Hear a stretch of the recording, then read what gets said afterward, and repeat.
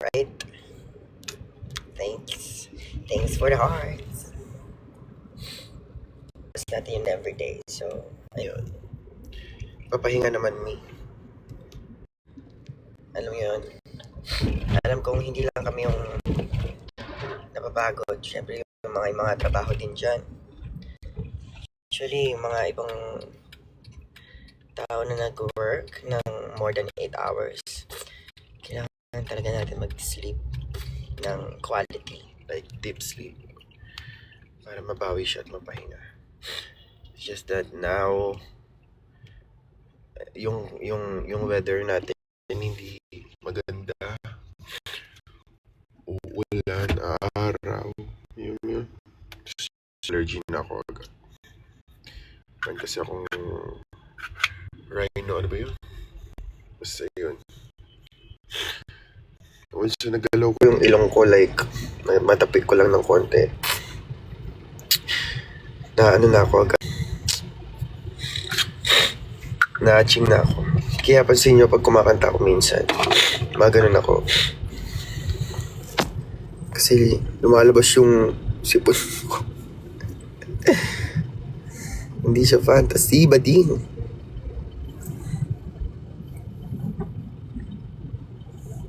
Hi, Ann. I miss you, Ann. I miss you, Ann. Gusto ko na magtagaytay ulit.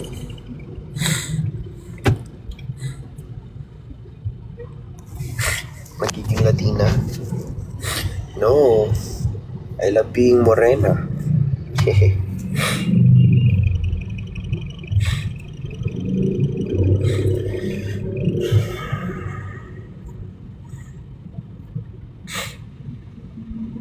Ang cute na doggy.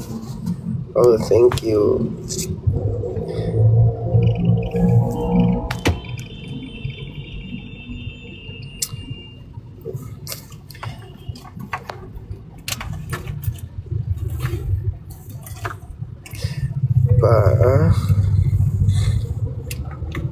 How are you? I'm good.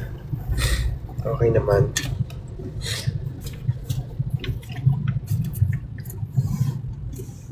Tapos kahapon pala, kwento ko lang. May nagregalo sa amin ng sa akin, ng santo. Nakalimutan ko yung name niya, pero may nagregalo sa akin ng santo kagabi. Habang nandun ako sa Ayala Malls. Sobrang nakaka-touch. Kasi nanonood daw siya ng live, tapos na-mention ko daw na kulang pa yung mga santo sa altar. So touching. Pero di niya naman kailangan bumili ng mga ganung bagay. Like, alam mo yun, di naman kailangan bumili ng ganun. Pero sobrang touching lang yan. Kasi, if you want to give a gift sa mga queens, na-appreciate namin lahat. As long as na it's a gift. You know, yung effort niyo palang pumunta dun sa show namin. So, it's a gift na yun para sa amin. It's a gift. Parang effort kasi siya. So, it's a gift of effort. Tama siya. Your effort is a gift for us. You know? Angel went straight. Went straight to Rampa pa last night. She's probably tired din talaga. Yeah, oo nga pala. So, from airport, galing CDO, dumiretso siya ng Ayala, tas nagrampa pa siya for Papansin Squad. Ganon din si Kiana. So, mapagod yun. So, sometimes, you know, kapag hindi na nakaka-smile or hindi na kaya magpa-picture ng mga queens, sana maintindihan nyo rin kasi sobrang, minsan ako, nagre-reserve ako ng energy para mabigay ko yung 100% ko sa stage. You know? Tsaka, hindi talaga ako maingay, out of drag. Hindi ako kasing loud ni Maxi, out of drag. Introvert ako. Yeah. Sobrang mahihain ko out of drag. So, maging yung persona namin. And sometimes it's really hard for me kasi I need to internalize, you no? Kaya kapag nagme-make, sobrang laking bagay kapag kasama ko yung ibang queens. Kasi nahaharot ako. Tapos mabilis kong nai-embody si Maxi. Hindi ko na siya masyadong pinag-iisipan. Like, hindi katulad kapag ako lang mag-isa. Tapos, yung mga team ko lang yung kasama ko, sobrang tahimik ko. Like, kailangan ko pa siyang i-internalize. I need to listen to the certain musics para lang ma-embody ko si Maxi. Kasi hindi siya isang ganun lang. Lalo na pag may mga songs ako na kailangan hype. Kasi I need to know my audience eh. Minsan kasi sobrang tahimik ng audience, like hindi masyadong maingay. So kailangan mas mataas yung energy ko sa kanila para mahawa sila sa energy ko. Ganun. It's really hard. So sana maintindihan nyo yung mga queens na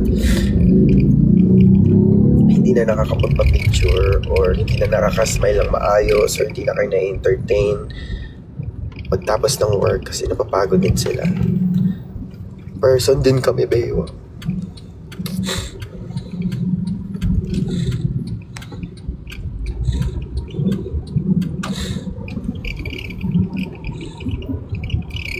Hold up lang. Isang venue. Ang dami-daming seats dun sa Aliw. Sold out siya. So, people ask for a second day. Tapos, nalaman ko na lang siya after. Meron dapat akong Australia gig.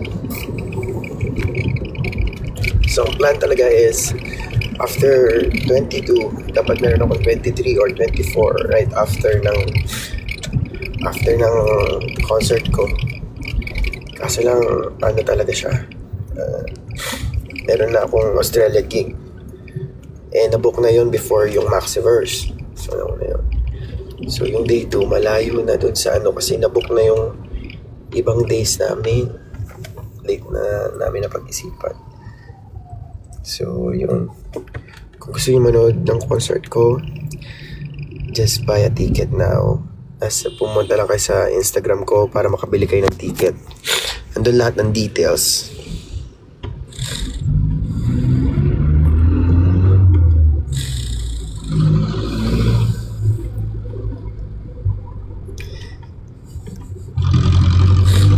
Where am I going? I'm going to the venue ng rehearsals ng Maxiverse. So, yeah. Or you're so pogi. Hindi ko alam. Hindi ako naniniwala na pogi ako eh. Kasi I have a lot of insecurities, no? Nagugulat ako pag minsan hindi ako naniniwala talaga kasi sabihan ako pogi. Wow. Parang niloloko nyo lang ni. Parang nilalaro nyo lang ako talaga. May mga ganong talagang part.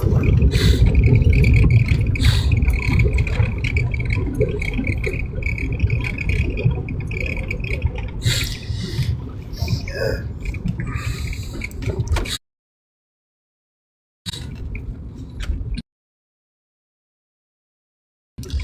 Naku, lagi kayong mag-aral. Pagsipagan yung mag-aral ng maigi. Kasi ang hirap talaga naman ang pinag-aralan. Totoong buhay lang. Lalo na kapag wala kang talent. No? Totoo lang Hindi ko kayo inaano, pero totoo. Mahirap mag-survive kung wala kang magandang trabaho talaga. Hindi mo makakamtan yung mga gusto mo. Hindi ka ba? Ano yun? So, mag-aaral kayo maigi para maganda yung trabaho nyo pagtapos nyo. Mahirap yung be.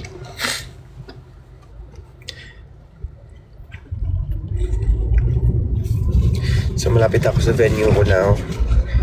Gusto ko lang talagang magpakita sa inyo at mag-hi dahil namimiss ko na kayo.